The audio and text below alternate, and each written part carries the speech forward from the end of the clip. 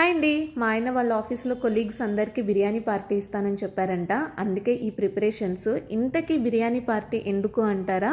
మా ఆయనకి ఈసారి హైక్తో పాటు ప్రమోషన్ కూడా వచ్చింది. ప్రమోషన్ అనేది అన్ఎక్స్పెక్టెడ్. ఎందుకంటే మా ఆయన ఈ కంపెనీలో జాయిన్ అయ్యి 1 ఇయర్ అయింది.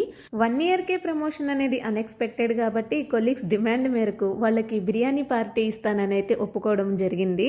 ఆఫీస్లో ఎలాగో వెజిటేరియన్స్ నాన్ వెజిటేరియన్స్ అని 2 రకాలు ఉంటారు కాబట్టి వెజిటేరియన్స్కి వెజ్ బిర్యానీ, నాన్ వెజిటేరియన్స్కి చికెన్ బిర్యానీ అయితే ప్రిపేర్ చేశాను.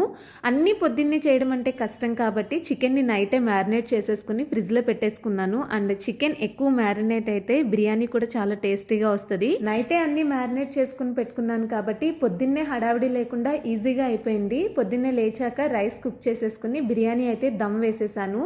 ఈ కంప్లీట్ ప్రాసెస్కి అయితే నాకు ఒక 2-3 hours అయితే పట్టింది. బిర్యానీ అయితే సూపర్ టేస్టీగా వచ్చింది. Please subscribe. బై.